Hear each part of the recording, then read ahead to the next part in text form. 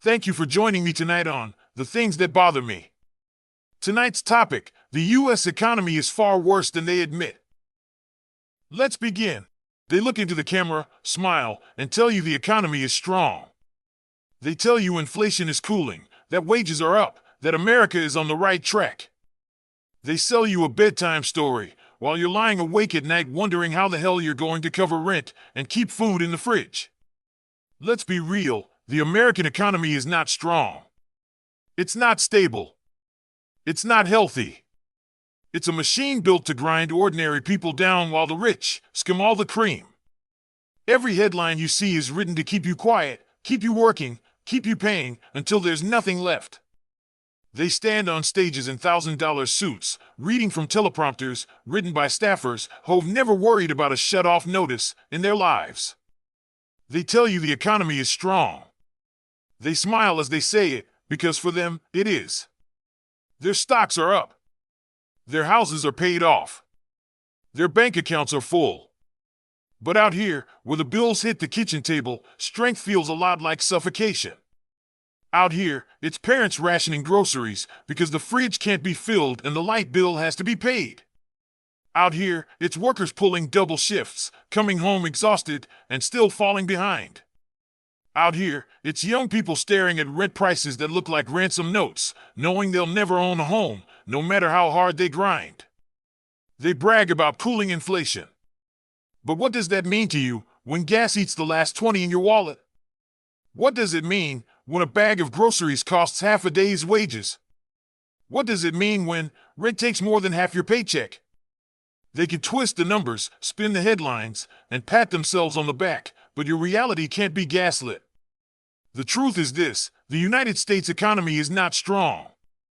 It's a house of cards, propped up by debt, denial, and the blood and sweat of ordinary people who are told to smile while drowning. The charts may point up, but the people are going down. And no amount of press conferences can hide the fact that the American worker has been sold out, bled dry, and left holding the bill for everyone else's party. This is not stability. This is not resilience. This is survival disguised as strength. And the people living it know it, because they feel it every single day. 1. The scam of cooling inflation. They love that phrase. Cooling inflation. Sounds nice, doesn't it? But what does it really mean? It means the prices that spiked never came back down. Your rent did not drop. The grocery bill did not drop. The power bill did not drop. Cooling inflation just means you're still being strangled, but slower. That bag of groceries that cost you $60 5 years ago now costs $100, and it will never go back down. That's not cooling. That's permanent theft. 2. Living on borrowed money. The whole country is living on plastic. Credit card debt has smashed records. Delinquencies are rising. Student loan bills came back, and people are drowning. Savings? Gone. People don't have a rainy day fund. They've got overdraft fees, payday loans, pawn shop tickets. And Wall Street calls this resilient spending. No, this is desperation. This is moms putting milk on a credit card. This is workers pulling double shifts just to stay 2 weeks behind. Resilient? No. Broken? Yes. 3. Housing hell. Homeownership? That's a joke now. Young people can't buy. Families can't move. Renters? They're bled dry. $2,000 a month for a box with 4 walls and peeling paint. And if you can't pay, good luck, your family's on the street with the other 770,000 Americans already homeless. You've seen them. Tents under bridges. Families sleeping in Walmart parking lots. Kids doing homework by flashlight in the back seat of a car. That's not a housing market. That's a crisis. 4. The silent tax nobody talks about. $1 trillion this year, gone. Not to schools. Not to hospitals. Not to rebuilding roads or keeping people fed. Just interest on the national debt. $1 trillion nothing burger. Imagine working all week, overtime, nights, weekends, and every cent goes to a loan shark just to keep them off your back. That's America's budget right now. Paying for nothing while people go hungry. 5. Empty towers, cracking skies. Look at downtown, those glittering office towers. They're rotting from the inside. Empty floors, unpaid mortgages, cities bracing for impact. When they collapse financially, it will not just be rich landlords, it will be pensions, city services, and jobs. The skyline is a hollow promise, just like the recovery. 6. The treadmill of wages. They brag about wages going up. Yeah? $1 more an hour, if you're lucky. And then what? The landlord raises rent by $200. The power bill jumps by $50. Groceries take the rest. Your raise evaporates long before you even see it. You are sprinting on a treadmill that never moves forward. The harder you work, the more it feels like you're sinking. 7. The reality behind the headlines. Inflation cooling means you'll never afford groceries the way you used to. Strong consumer spending means you're swiping credit just to survive. Resilient housing means you can't own a home in your lifetime. Wages are up means nothing when rent and food take it all. The headlines are fairy tales written for rich people who don't live in your world. They do not see eviction notices taped to doors. They don't see pawn shops full of wedding rings and guitars. They do not see children in line at food banks.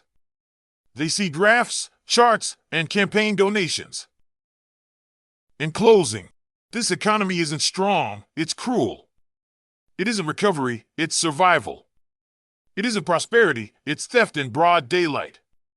The American people are breaking their backs, and in return they get debt, eviction, and empty promises. The real economy isn't Wall Street or GDP. It's the mom crying in the grocery aisle because milk and bread wiped out the last $20 in her wallet. It's the worker checking the mailbox and finding another red stamp bill. It's the kid who knows what an eviction notice looks like before they know their multiplication tables. They want you to believe this is as good as it gets. That this pain is normal. That struggling is a sign of resilience. Don't believe it. Don't you dare. Because the truth is simple and brutal. The American economy is worse than they'll ever admit. And until we stop swallowing their lies, nothing will change. This isn't a soft landing. It's a crash. And the only people strapped in with parachutes are the ones who caused it. They keep telling us this is the best economy in the world. They say we should be grateful. They say the numbers prove it. But numbers do not stand in food bank lines. Numbers do not get eviction notices taped to their doors. Numbers do not go to bed hungry while their parents cry in the kitchen because they couldn't stretch the paycheck far enough. The people who say everything is fine do not live where you live. They do not choose between heat or food. They do not swipe a debit card and pray it does not decline. They do not measure their life in overdue notices and overdraft fees. They live in another America, a gated one, where struggle is a headline, not a reality. This economy isn't working. It's devouring. It's a meat grinder that chews through workers, families, and futures and spits out profits for the people at the top. And the cruelest part, that they call it success. They tell you to clap because the GDP grew, because the stock market broke another record, because inflation cooled. But none of that puts food on your table. None of that pays the rent. None of that saves you when the bills pile up. The truth is brutal. The United States economy is worse than they'll ever admit. Not because of some chart, but because of the human cost, the lives shortened by stress, the families torn apart by debt, the children growing up believing that poverty is normal. We are told this is as good as it gets. That you should accept struggle as resilience, accept debt as opportunity, accept survival as prosperity. But that's a lie. You don't build the strongest country on earth by breaking the people who live in it.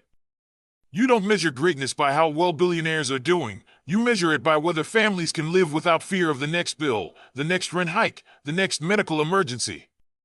This isn't prosperity. It's collapse dressed up in good lighting. It's survival rebranded as strength. It's a crash in slow motion, and the only people strapped in with parachutes are the ones who caused it. And until we stop swallowing their lies, until we stop letting them tell us that struggle is normal, until we stop letting them redefine misery as resilience, nothing changes. The American economy is not strong.